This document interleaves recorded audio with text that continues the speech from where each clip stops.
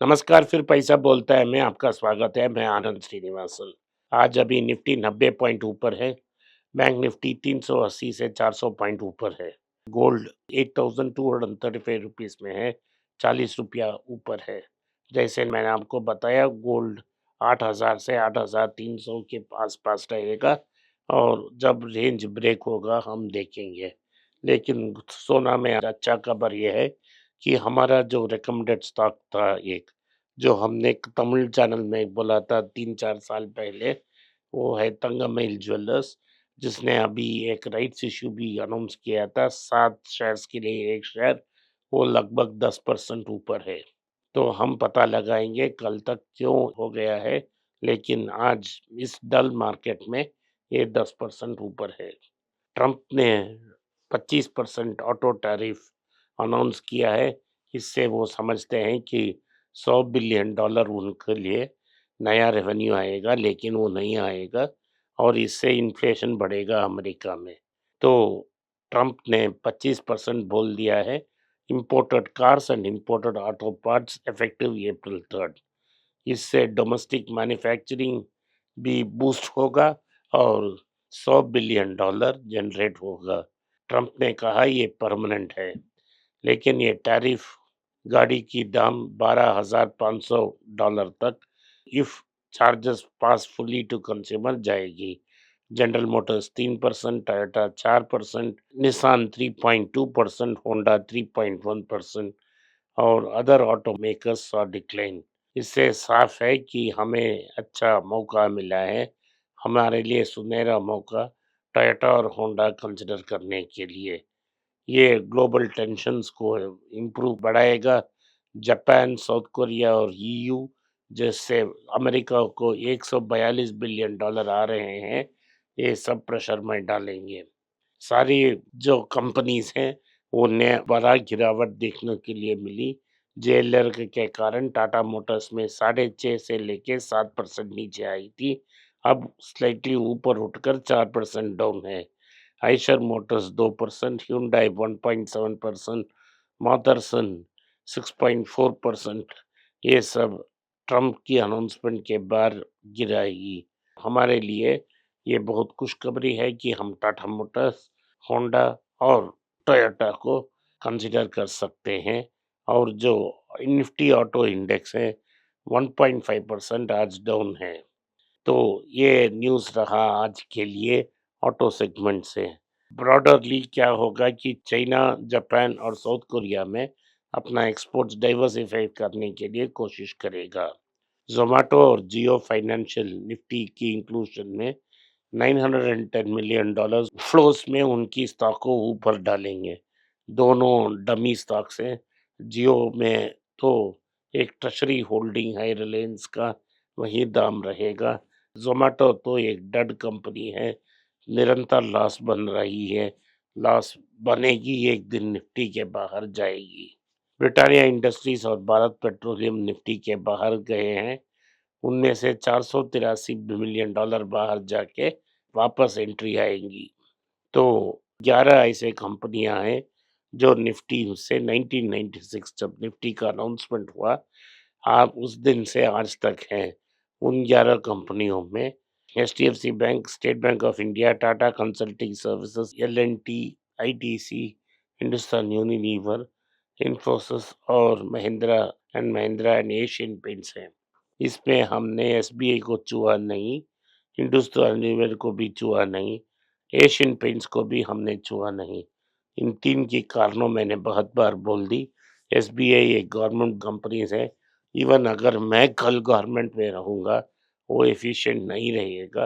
अभी SBI cards में जो हो रही है, वो इसकी एक सैंपल है। दूसरी चीज़, हमने हिंदुस्तान यूनिलीवर को नहीं खरीदा क्योंकि उनकी जो वैल्यूएशंस है वो उसका है। आईटीसी वही बिजनेस सीधा वैल्यूएशन में हमको मिल रहा है। महिंद्रा एंड महिंद्रा अच्छा कंपनी है, सो भी इन्फोसिस भी अच्छा है। एशियन पेंट्स भी मार्जिन बहुत हाई है, अब बिरला वापस आने से मार्जिन प्रेशर आ जाएगा। एलआईसी जो स्टेक एक्विजिशन कर रही है मणिपाल सिग्मा में, इसमें 40 से लेके 49% की फंड्स इन्फ्यूज़ करेगी, ये फ्रेश इन्फ्यूज़न होगी फंड्स की। और जो एक्जिस्टिंग प्रमोटर्स हैं, जो मणिपाल ग्रुप और सिग्ना, उनकी शेयर्स नीचे आएगी और ये लगभग 500-600 करोड़ के लिए नया इन्वेस्टर को भी लाएगी। जैसे एलआईसी पैसा डालेगी, कुछ सेकेंडरी सेल्स होती जहाँ सिग्ना और रिलायंस को सिग्ना और मणिपाल शेयर्स बेचेंगे। तो ये Cigna corporation USA, LIC, Manipal education and medical group सब मिला के इस कंपनी को होल्ड करेंगे। ये कंपनी का हिस्ट्री ठीक नहीं है, इसका प्रमोटर अभी मणिपाल की राजन ग्रुप है, इसके पहले से टीटीके हाथ में थी, अभी एलआईसी से सबसे बड़ा शेयर होल्डर होगा। डिस्ट्रीब्यूशन मसल अब इन कंपनी को मिलेगा, लेकिन इससे एलआईसी का शेयर प्राइस में अभी बड़ा इम्पैक्ट नहीं लगेगा। स्टार हेल्थ ने एक न्यू लो कर दी है, पिछले 2 महीने में 25% गिरी है। इसका कंसर्न ये है, जिसे मैं बार-बार कहता रहा, कि जो क्लेम्स हैं वो क्लेम्स नहीं देंगे। आपसे पैसा कहा जाएँगे और जब आपको क्लेम्स की डिमांड आती है, वो देखते नहीं हैं। तो ऐसे सिक्योरिटीज़ ने कहा regulatory scrutiny and potential actions can affect investors sentiment.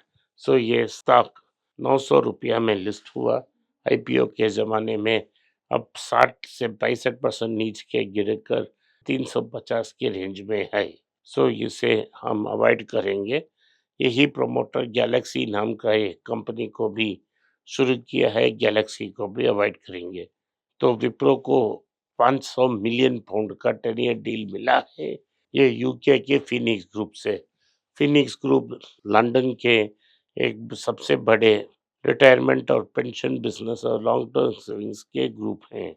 ये विप्रो की सबसे बेहतरीन पब्लिकली अनाउंस डील है, जिसके ऐसे डील पिछले 10 साल में उन्होंने अनाउंस नहीं की है। विप्रो जो है अपने बिजनेस को एक्सपेंड करेगी, फिनिक्स एम्प्लॉइज को विप्रो में असिमिलेट किया जाएगा, वैसा उन्होंने बोला है। इन्फोसिस ने अब 40 और लोगों को नौकरी से निकाल दी है। ये छोटे बच्चे हैं जो अभी ट्रेनिंग से बाहर आए हैं। पिछले महीने में उन्होंने 6 या 700 लोगों को बाहर निकाला है। अब तक 750 लोगों को नौकरी से निकाल दी गई। सेबी ने इनसाइडर ट्रेडिंग एलिगेशन को देखते हुए एक प्रोब जाहिर की है इंडसइंड बैंक की, जहां बोला जा रहा है कि टिपिकल बैंक्स में ट्रेडिंग नहीं हो रही है और सिर्फ विंडो ड्रेसिंग हो रही है। इनसाइड इंफॉर्मेशन के कारण इंडसइंड शेयर्स को बेचा गया, इसीलिए जो प्राइस सेंसिटिव इंफॉर्मेशन है, इसके कारण उन्होंने शेयर्स को बेचा। ये कानूनी गलत है, इसको सेबी इन्वेस्टिगेट करेगी। एल&टी ने सबसे बड़ा एक कॉन्ट्रैक्ट कतर से मिला है, ये ऑयल एंड गैस की है, 2 ऑफशोर टर्मिनल्स लॉन्च करने की, और इससे सबसे बड़ा ऑर्डर्स में एक माना जा रहा है। एल&टी का पीक वैल्यूएशन है, अभी 38 टाइम्स अर्निंग्स है। तो रिलायंस कंज्यूमर प्रोडक्ट्स अब ग्लोबली एक्सपेंड करना चाहती है, भारत की प्रोडक्ट को इंटरनेशनल मार्केट्स में लेना चाहती है। रिलायंस कंज्यूमर प्रोडक्ट्स ने कन्फेक्शनरी ब्रांड्स को अफ्रीका, चंपाकोला ग्रांड को वेस्टर्न एशिया, चाइना और नेपाल को लेके गई है। तो इंडिया में अभी 1 बिलियन स्टोर्स हैं, अभी जाकर 5 मिलियन स्टोर्स होने की प्लान है। आज के लिए इतना ही। अपने इस पॉडकास्ट को सुना, इसके लिए मैं आपका आभारी हूँ। हो सके तो वीडियो को लाइक कीजिए, चैनल को सब्सक्राइब कीजिए और बेल नोटिफिकेशन दबाएं। इस वीडियो को अपने दोस्त और रिश्तेदार के पास भेजें और उनको देखने की आग्रह करें। नमस्कार, धन्यवाद, जय हिंद।